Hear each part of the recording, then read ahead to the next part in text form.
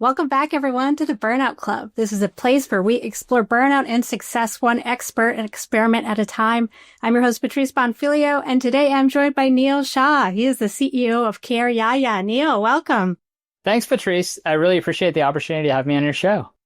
Yes, and the audience knows sometimes I know the guests, but sometimes I track them down, and I found you because you are America's Chief Elder Officer. It's a name that you've earned because you are changing the landscape of this caregiving crisis that we have. So one, as a caretaker, thank you for what you're doing. You're and welcome. Two, I'm fascinated to know how you jumped into being such a leader in this space. Yeah, no, thanks, Patrice. I mean, great question. I think as with many things, through lived experience, I had actually minimal knowledge about caregiving. I consider myself almost naive about caregiving until I was in my, early 30s.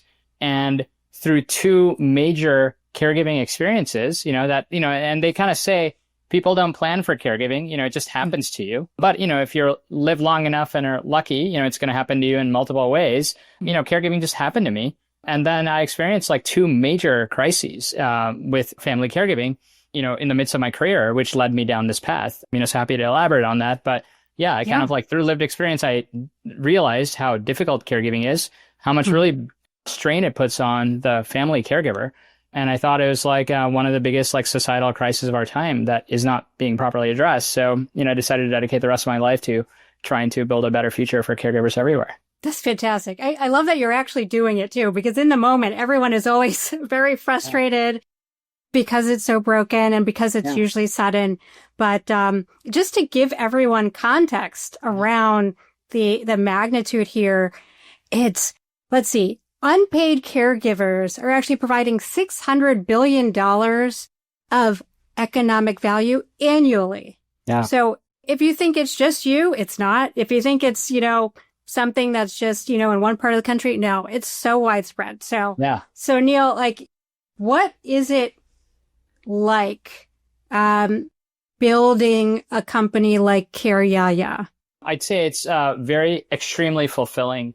Prior to this, as I alluded to, I had a different career, so I, for most of my 20s and 30s was in the hedge fund industry, similar to yourself. I kind of came out of school and was working on Wall Street. Joined a hedge fund when I was 23, was actually really good at investing and finding opportunities and, became a partner at a multi-billion-dollar fund when I was 27 and then started my own fund when I was 31 with just one investor and, 10 million of capital. And by the time I was 35, I was running 250 million, had a, variety of investors. Yeah, thank you. Yeah, it was I was good at it. I really enjoyed doing it. Was investing across industries, some healthcare, some technology, some other industries, but then when really caregiving hit me, I kind of went through two major care journeys, one for my grandfather through, dementia, kidney failure, cancer, and then end-of-life care. And, there I was the kind of a researcher and helper within the family, but really my mother bore the brunt of the direct care burden. But that was my first eye-opening experience into, just kind of how difficult it is to get good care help and how much strain falls on the family caregiver.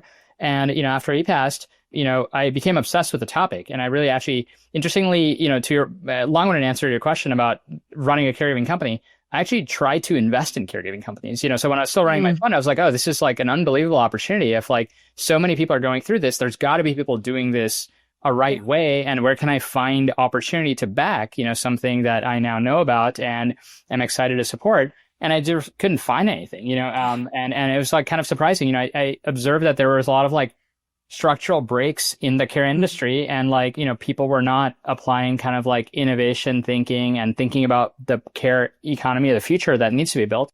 And then while I was kind of pontificating all that for my fund, I became a caregiver again when my wife went through a severe bout of illness and a cancer battle where I became, her primary caregiver.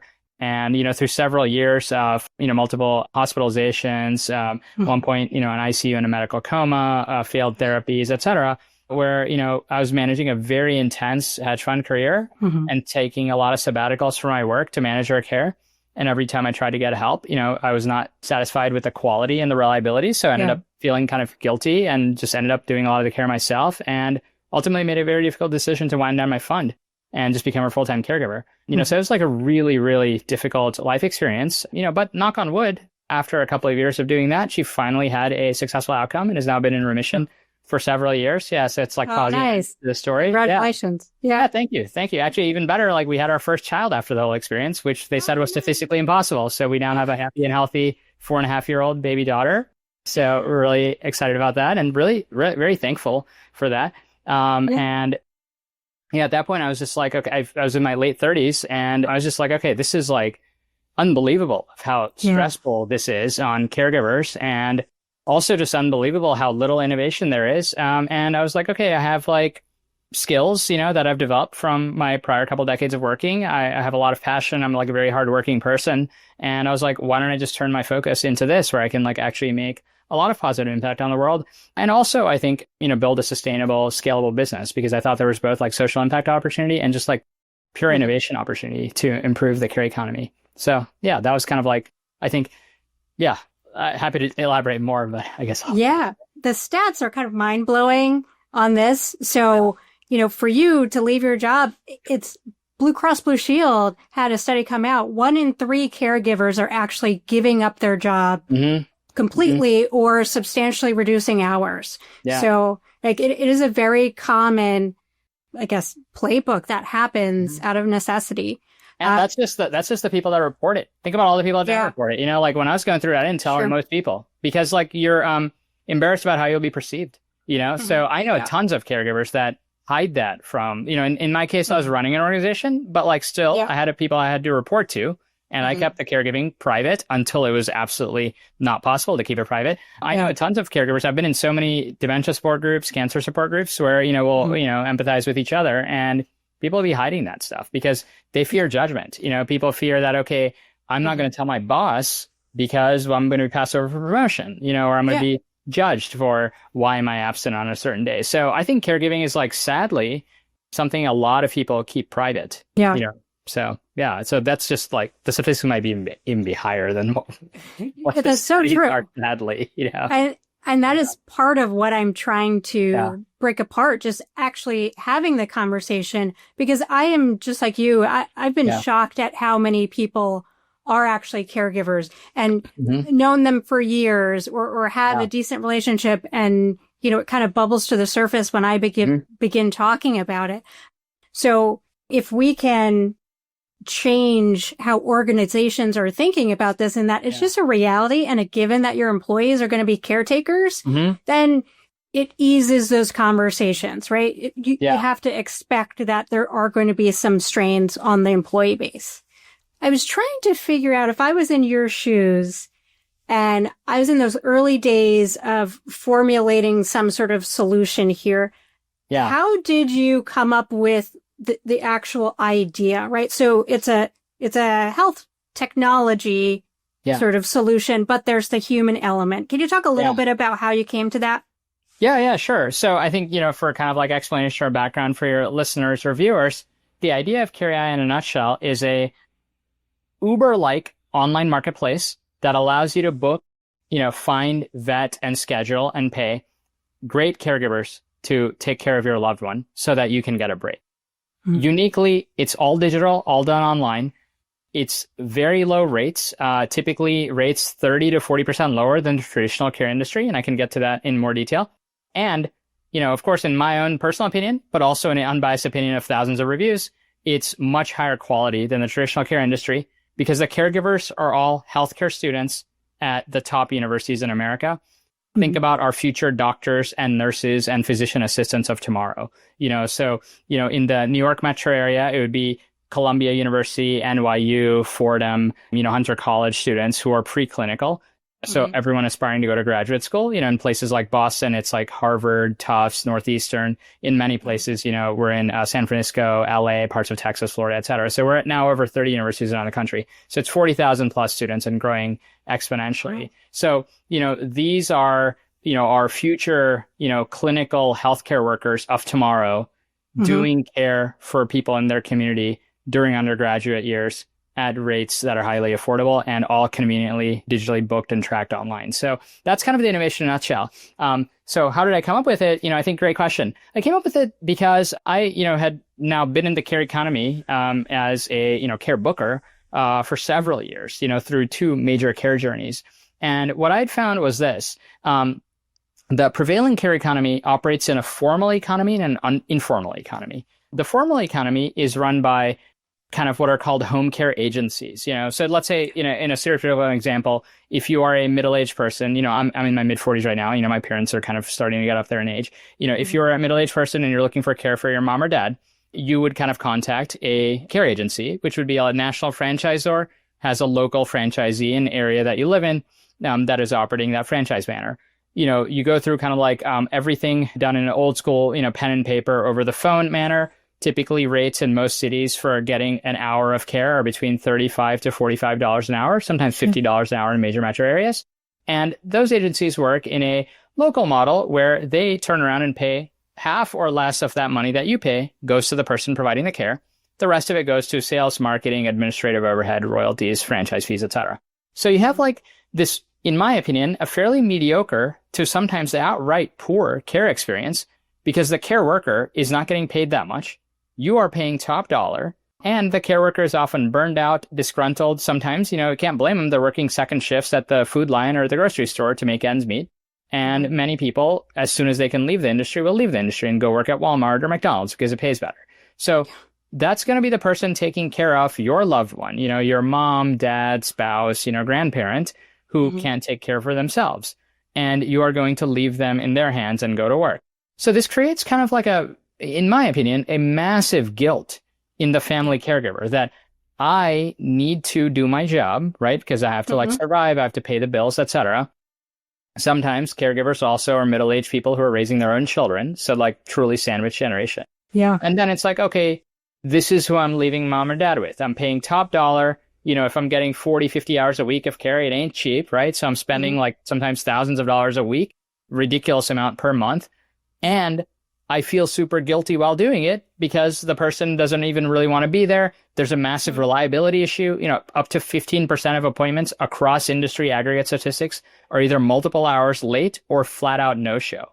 So often that means I can't even go to my job because the person didn't show up today. So it's an extremely terrible industry. So that's the formal economy. So the reason I mentioned this bifurcation is that over 2/3 of family caregivers I found through support groups, and there was a lot of like higher level consumer surveys on this, because of how broken the formal economy is, people go to the informal economy. So there's a massive gray market or black market where people are finding caregivers themselves. And you often find this, because I know you're from a finance background. So if you think about like markets that are broken, you often find there's a bigger black market or gray market because like the market isn't functioning properly. And this is the great example where like the bigger market is like the gray market here, where people are doing it on their own because they're like, well, the formal market sucks, like it's providing low quality at high cost. So I'll go direct. And then, but unfortunately, because it's a gray market, people are really on their own. So people will, look on Craigslist, people will look on Facebook groups, people will post flyers at church.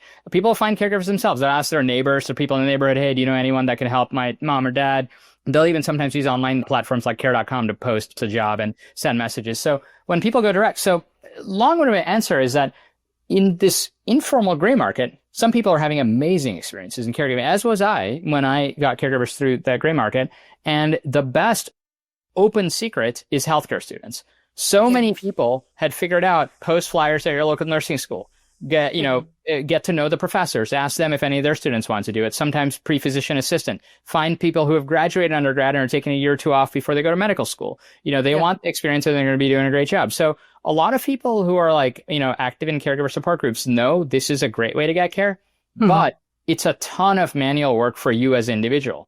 You have to post flyers, you have to vet, interview tons of people. Scheduling is a nightmare. Who's going to do a Monday, Wednesday shift? Okay, this other person's going to do Tuesday, Thursday. So I kind of saw a thriving gray market combined with an opportunity to use technology and like build an organization to really reduce a lot of that friction and headache for people and bring that gray market in the formal care economy. And, that was kind of like the impetus for starting, CareYaya.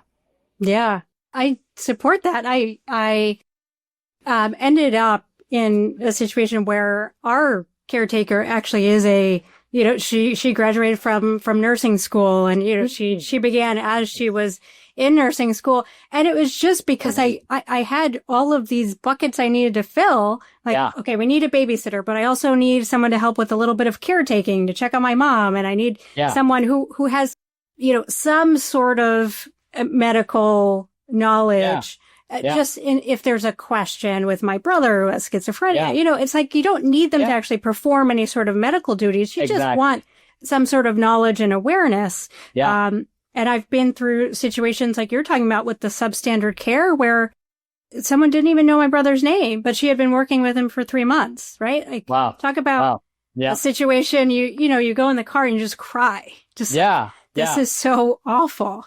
And you don't want to be in that situation. And then countless times, like you were talking about, where I'm waiting for someone to show up at the appointment, and I work from home, so it's not, I'm not in a dire strait, but I also have calls arranged. So like, oh, are you coming at 11 or are you coming at 3? We don't know.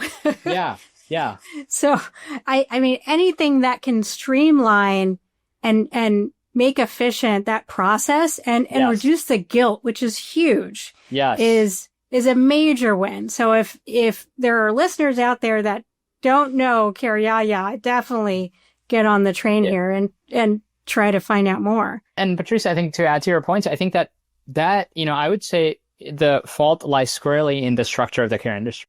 That they have discouraged, they have encouraged viewing care as a series of tasks, and they have overemphasized certified nurse aid and kind of overemphasized licensure to kind of keep people out.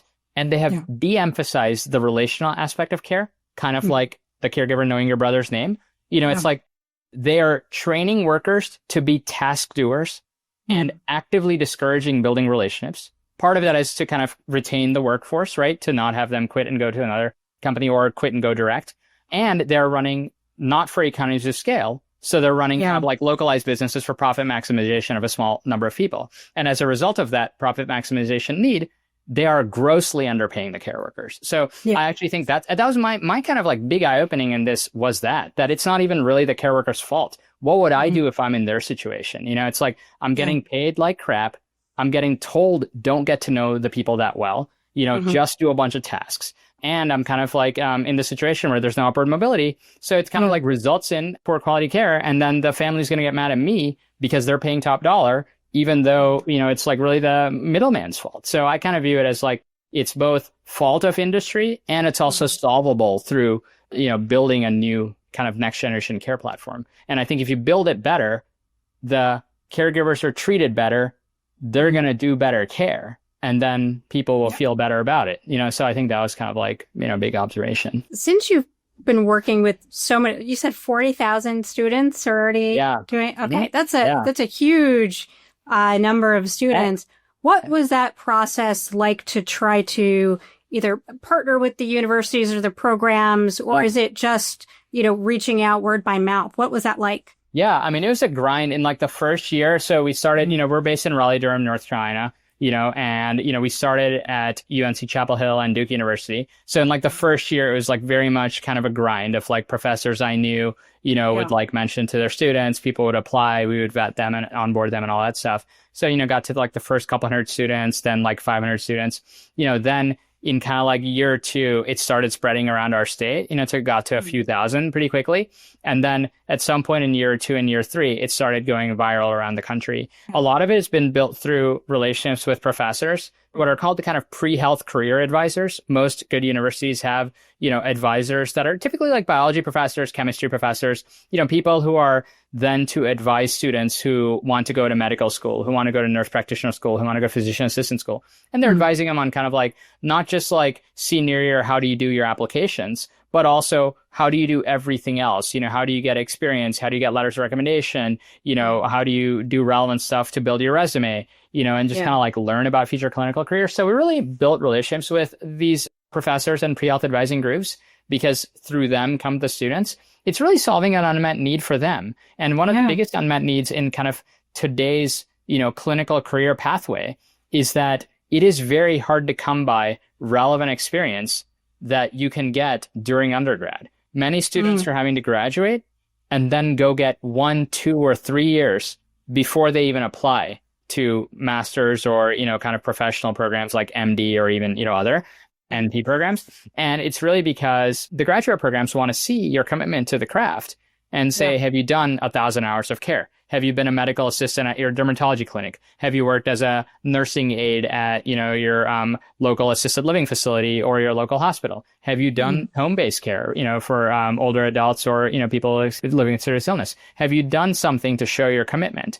And many times the students can't show that besides once in a while during summers, but they really can show it by getting 2,000 hours for like a year or two after graduation. So what CareYaya solves from the student's end, and really indirectly for the professors and pre-health advisors, is hundreds of hours of experience can be given or gotten, through sophomore year, through junior year, through senior year, through a flexible gig economy platform that students can provide care when they want. So in a slow week, they might be able to do 15, 20 hours of care, shifts. In a week where there's busy midterm exams, they might only do 5 hours. But, over the year, they can accumulate a lot of hours to the point where by the time they graduate, many of the students already have 1,000 to 2,000 hours. And then many of them still continue to do it post-graduation. So I think that because the product is really solving a need for the students, it's kind of spread through viral growth through the students and the professors.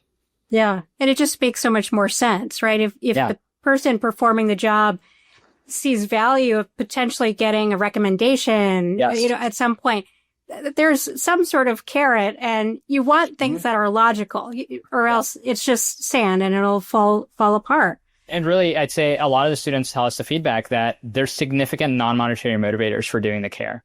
Oftentimes it's experience. Oftentimes it's, the hours for future graduate school applications. Oftentimes it's learning to see, do they want to go into a certain field or might they want to go in a different field? So I think they're getting a lot out of it, which I think results in a feedback loop of reliability rates are through the roof, on-time percentages are through the roof, and then care quality at each session is rated by student and family. And proud to say now, after tens of thousands of care sessions, it's averaging like 4.87 out of 5 stars, which is like orders of magnitude above the traditional care industry. And it's because there's so many non-monetary incentives to do the care and to do a good job.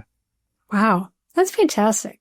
Yeah. So now that you have established, a solution in this system, can you talk a little bit about you as an individual, right? So how do you deal with burnout? You've scaled a company, you've brought a solution that was non-existent.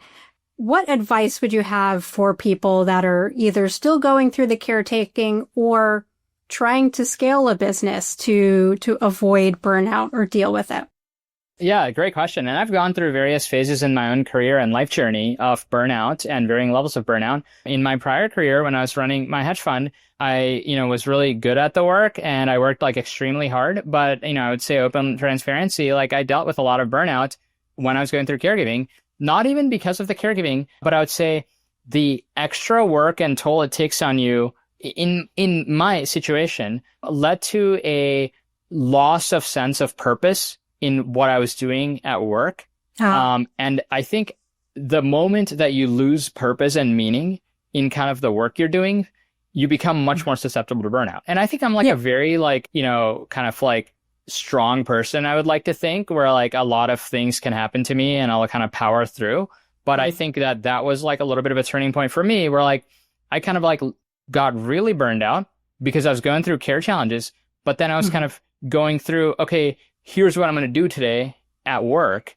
And then I was like, what's really the point of this? And I'm not saying in a bad way, I realize people have to make a living, right? So I don't want to, I don't want to offend anyone. But for me personally, at that point, very quickly, the work became pointless. Like there was just, I was like moving stuff around, but there was no like net positive to society. I think sometimes when you go through these major traumatic experiences where, in this case, like somebody close to me had already died, and then somebody close to me was like having a 50% chance of potentially dying. You're kind of like, well, okay, what if I died next year?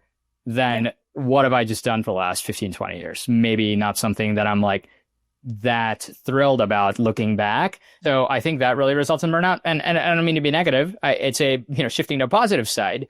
I now work sometimes even harder than I used to work, but I don't experience burnout because to me, the purpose and meaning of what I'm doing and why am I spending so much time doing something, I think really drives like a shield from burnout. That if and that's maybe for me personally, but so maybe it's generalizable for other people too. But if you try to shift towards work that you find meaningful, you find a purpose in why you're doing something, I think it is like a lot harder to get burned out because like you have a reason for like, there's something else greater than self, that is going on through the work. And I think that's like really cool. It's been like a cool antidote to burnout. And I thought about this very significantly about after my wife's care journey ended and, she recovered, I thought about re-entering finance, but I thought that, okay, entering this field of like starting a care company at, almost 40 years old, with like no prior experience and no prior experience in doing technology startup or startup in general, right? It's like being more of just a research person. It was like really certainly intimidating because like a lot of new skills would have to be picked up, but the offset, I thought, my calculus was the likelihood of getting burned out doing this, of like solving a problem that I've experienced, that I have made tons of friends and support groups who have experienced, that like will provide so much meaning and purpose. I was like, okay, chances are, even if it's not like a thriving success, or even if it's possibly even a failure, the probability of burnout and the probability of regret will be extremely low. So I think that sometimes is a good antidote to burnout. Yeah, I love that phrasing because it's true. The perspective of if you are finding your daily activities to be pointless, right? Like if there's and it doesn't matter, right? Something can be of value to someone else. It doesn't mean that it's of value to you. Or like you're saying, even in the past, it was of value to you and then it changed, right? But like be really honest about, is this valuable whatsoever? Because if it is pointless, it's really hard to turn it around and somehow like create the feeling of being valuable. Sometimes that's the most difficult thing, to actually be honest with yourself about it.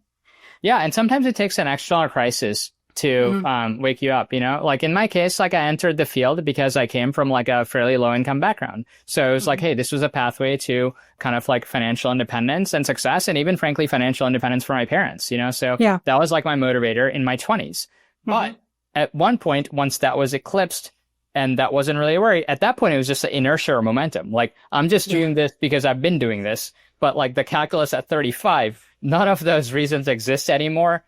I'm just like now doing it for the sake of it. And I personally am like a very kind of like, frugal, person. I don't live like very lavishly. Like I don't desire like a lot of material things. So that at some point, this like, there's a disconnection of like, I forgot, why am I doing this in the first place? And why am I continuing to do this? Right. I don't need these things. And, there's something else I could be doing, which sometimes due to inertia, you forget that you could be doing other things and, other things for yourself, other things for other people, other things for society, because you're just kind of like, in a state of like a body in motion stays in motion, kind of along that line. So I think sometimes the external circumstance shapes your path because it creates an opportunity to kind of analyze and rethink.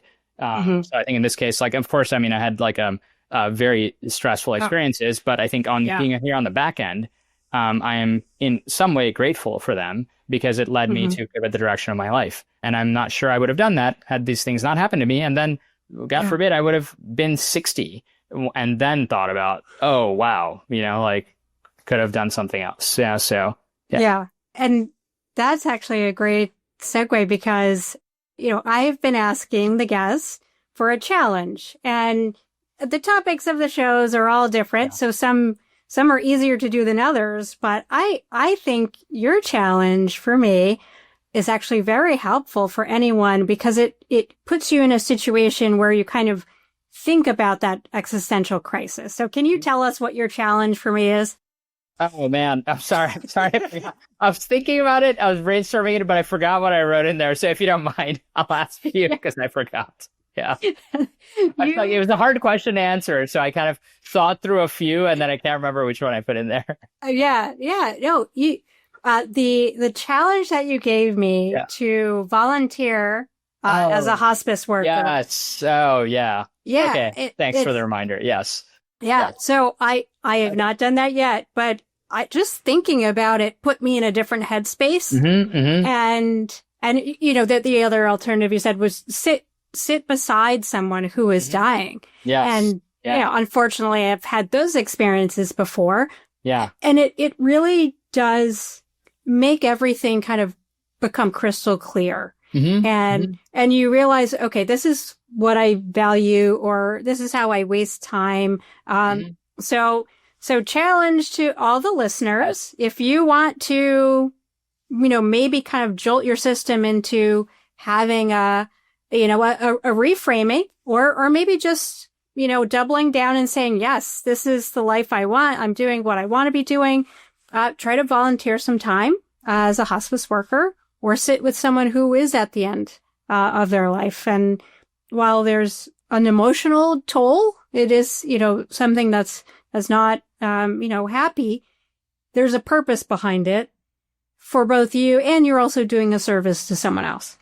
Yeah, 100%. And I would even add on top of that, you will actually actively improve your mental health. There was an amazing article in the Washington Post, by somebody who was going through kind of a mid-career burnout and became a hospice volunteer and wrote extensively about it. It wasn't just like, I'm helping people who don't often have somebody, near them. I mean, it's a very sad state of society. You'd be surprised, how many people are on hospice and near the last few weeks of life and no one is at the bedside. I've seen that firsthand, and it's just heartbreaking. But on top of that, you actually are having a noticeable benefit of improvement of your own mental health. In the moment, it is very sad, but it creates and catalyzes a lot of reflection, a lot of gratitude for kind of what you have, a lot of gratitude for the time you have remaining, a lot of soul searching for what else you can do with it, and a lot of kind of, I think, satisfaction of, okay, I helped somebody, and without me, maybe that person might have not had anyone in their final days or final weeks. So yeah, I can't believe that, some of the hospice programs don't have greater awareness. And I think it's something that I think because of the inherent perceived sad nature of it, a lot of people aren't rushing to sign up for it. But I think it's one of the greatest kind of acts of service that you can do, is to just kind of sit with people who are in their final weeks. And there's much to learn from that. There's much to think about. And I think it's a benefit to both sides. I will let you know what my experience is like. So thank you for the challenge. Sure.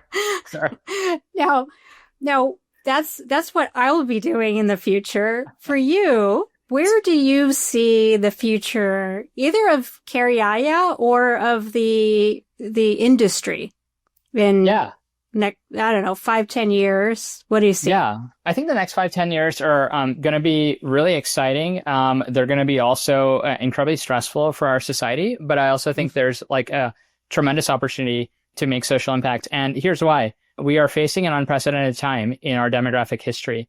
For the majority of, I'd say human civilization, or certainly recorded history, there's been a population pyramid, right? A lot of people who are young, a decent amount of people who are middle-aged, and then very few people who are quite old. So there is a massive support system across all societies throughout history, certainly US demographic history since recorded, of ability to take care of older people.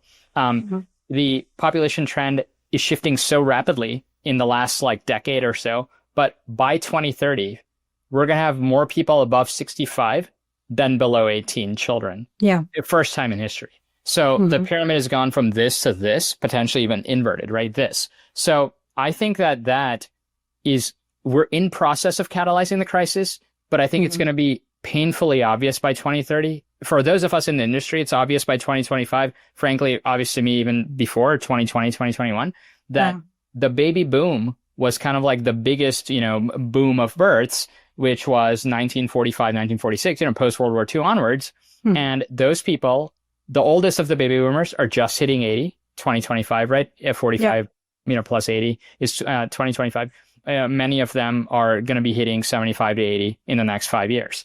Usually, if you're lucky to live that long enough, by 75 plus is when your risk of dementia goes from minimal to 20 to 30% plus.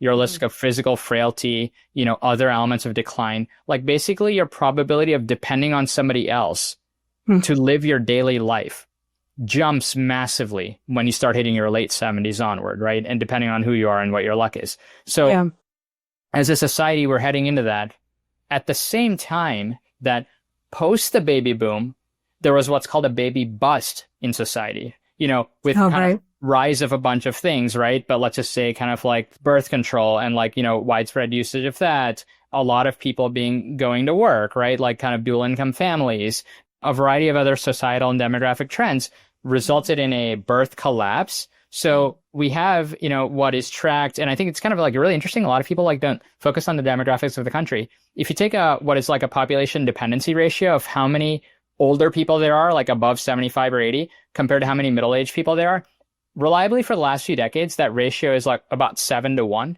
7 middle-aged people for every older person in the country, in general. From 2020 to like 2035, that ratio collapses from 7-1 to 3-1. So a lot more older, lot fewer middle-aged behind them. This is going to create a challenge for society. Who is going to take care of all of these aging people who can't care for themselves?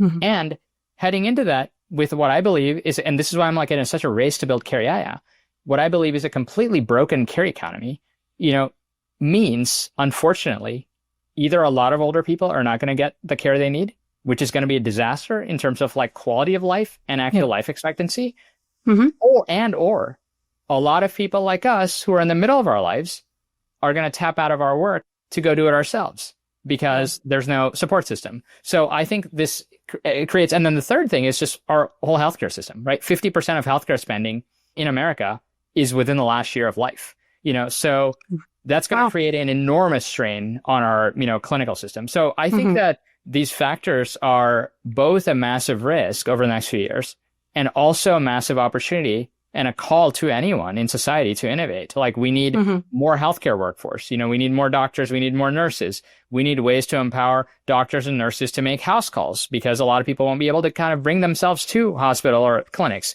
We need more home care. We need a workforce expansion. Like there's so many things that I think we need as a society that I think a lot of people are not focused on or thinking about. And I find this from like even like investor trends and even a lot of venture capital community, like people are just ignoring what is one of the biggest and most obvious trends, which is like the demographics of the country are about to completely flip. And that's going to impact everything from consumer spending, media, entertainment, care, other things. And I think it's kind of like one of the biggest kind of like investment thesis of our time that I think creates like an awesome opportunity. So I think, so not to only harp on the negative, I think on the positive side, I hope that CareYaya's like impact is growing exponentially, right? Like we've grown in the last year from 10,000 to 40,000. I think at this pace, by the end of this year, hopefully it would be 100,000 plus. Like we are growing very fast. And, there's 20 million college students in the US, about 4 million want to go into clinical careers. And I think at scale, we can engage at least 1 million of them, into being kind of care on the platform, which is awesome because you could single-handedly, through one startup, solve a major workforce gap in the country. But I also hope there are other innovations happening, which I'm very optimistic about, actually. Technology, AI, and hardware and robotics are also improving at very rapid rates. And if we can pull that off as a society, there is a future where no older adult has to live out their final years in a nursing home or a facility. They can live out home independently. That's one of the aspirational goals of CareYaya is that if we can innovate enough and get you affordable enough care, high quality care that doesn't break the bank, if we can, through that workforce, bring in a lot of technology innovations happening in AI and robotics to help keep you safe and happy at home, no one will ever have to live out their days in a facility. And I think that will be awesome. So I think like a really bright future is within reach, but I think it's going to require a lot of hard work and creativity, by others out there to make it a reality. Right. Yeah. We need more than just you out there. So call to action for everyone to think about how to get involved, right? The good thing is there are so many avenues to do that. Yeah.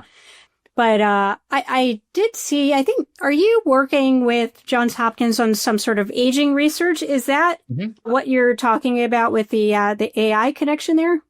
Yeah. I mean, we do. I'm a principal investigator on a major National Institute on Aging grant through Johns Hopkins. And, we work on improving caregiver training through AI. And, we're doing a lot of stuff around student caregivers, but also family caregivers. So we're building a lot of AI tools to personalize. As in your case, you might have already been caregiving for your brother for a while. But let's just assume if an acute thing happened and you suddenly became a caregiver for your brother.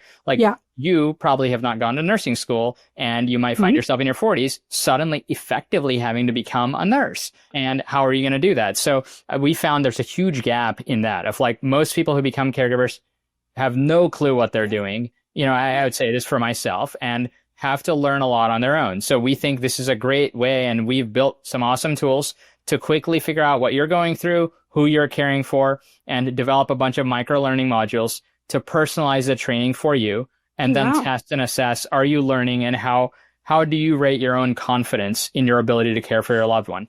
And this is like an awesome project because it's a way to bring low-cost training access to 63 million caregivers, right? 63 million Americans right now are caring for somebody within their family with like varying ailments and challenges, right? Whether it's a middle-aged person caring for a child with a special need or disability, or caring for a spouse through cancer, or caring for a parent with Alzheimer's.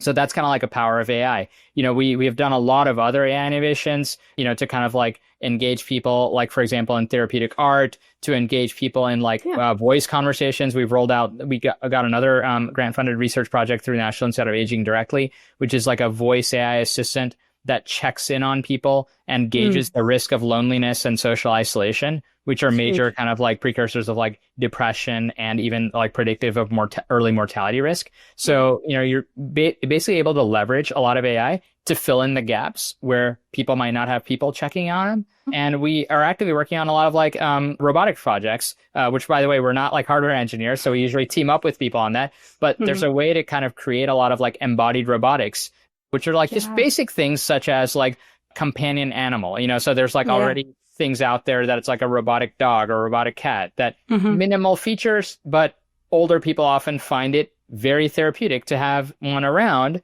And sometimes even if they're hospitalized, they'll take it with them to the hospital. But there's ways to add AI features and like a little bit of intelligence, to that, to have conversations. So I think, for us, these are like interesting projects to do, but obviously we have like a limitation in bandwidth. But I see some people, trying this. I see more people doing this stuff in Asia, and it would be awesome if there was more innovation. Like, I think one of the biggest, like, then for many of your listeners, I think like there's huge innovation opportunities in this field. And when everyone kind of like, right now it's like a hot buzzword in VC of like longevity economy. But I feel like a lot of people are dedicating their efforts to like doing all these like vitamins and supplements and blood tests to have like 40-year-old affluent people, predict like how they can live longer. And then, that's fine. I get it. But I don't think that's the real longevity opportunity. The real longevity opportunity is stuff like this, like you have in obvious like sight, the largest population cohort turning to an age over the next 5-10 years where they're going to need a lot of help. And there's this like unbelievable opportunity to like build robots to help check in on them, build ways to help with mobility, build ways to help with, I know this sounds kind of frivolous, but this is very helpful to doing the dishes, preparing meals. I think there's just like so much opportunity in that, for home safety and monitoring, for medical alerts. Some of these things are just like fields where there has not been that much innovation since the 1980s and 1990s. And I think it's like a layup, so I'd say huge opportunity in these fields. Yeah, you're so right. With everyone talking about longevity, like, but who's going to take care of you?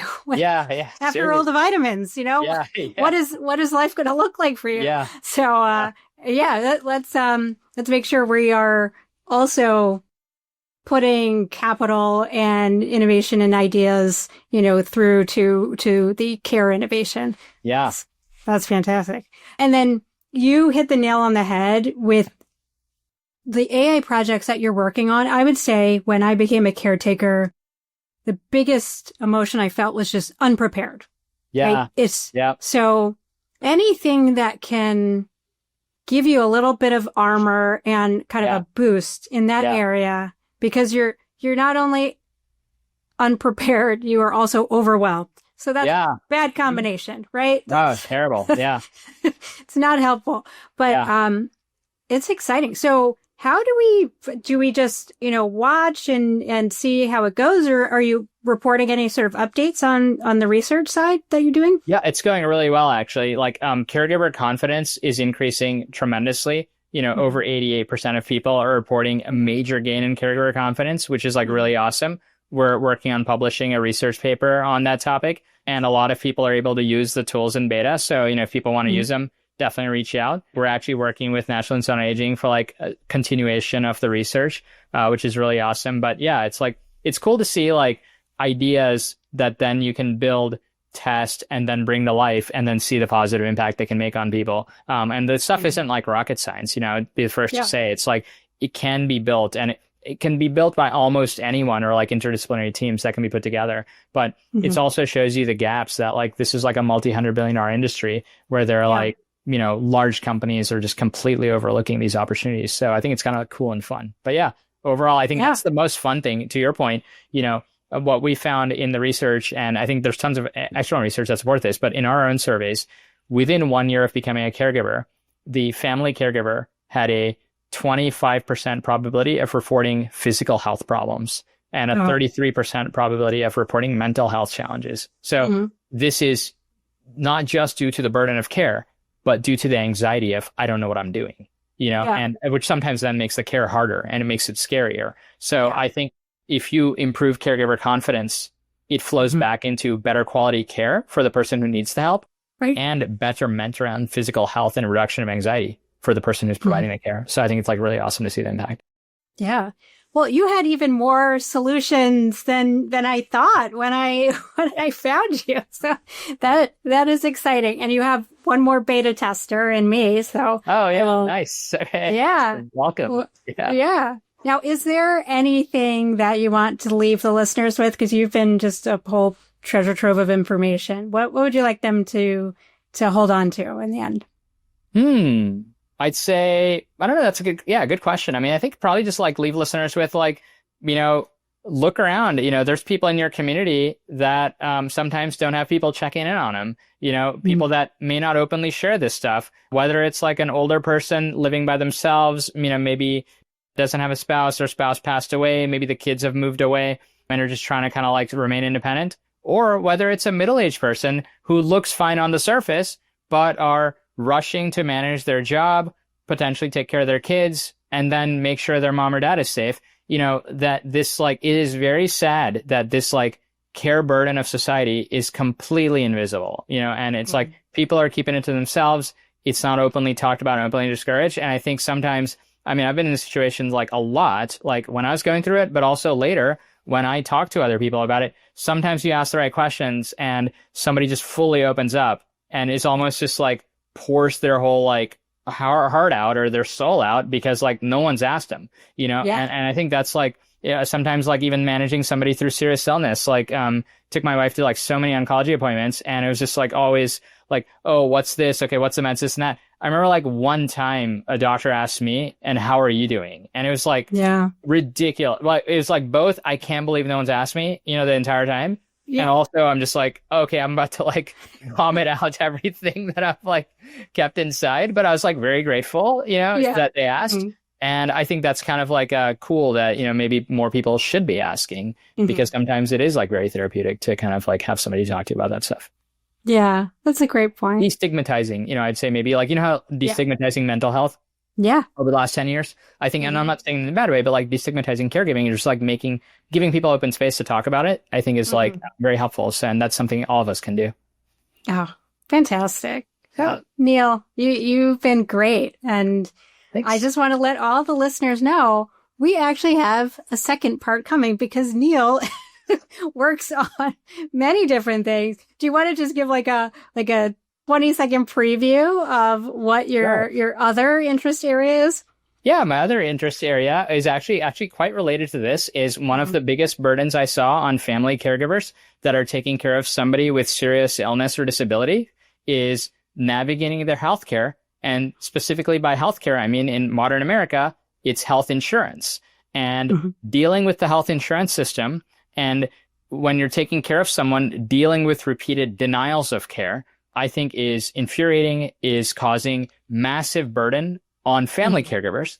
But beyond that, as we have discovered ourselves as innovators and also ourselves as society as a whole within the last year, is if it's affecting millions of people, including people who are caring for themselves, including people who are caring for kids, etc. And I think the health insurance denials of claim crisis has now reached epidemic levels. And I both find that very frustrating. I find a lot of people who are dealing with major illness to be extremely stressed out about the financial toxicity of the matter when they thought they were covered and are not, or have to get into these massive bureaucratic battles to fight to get the coverage. I find many people are foregoing medications that are critical to their well-being. Many people are dealing with enormous financial stress of hospitalizations and procedures that they've needed to get done. And as a result, it's, in my personal opinion, it's resulting in worsening of illness and shortening of life expectancies.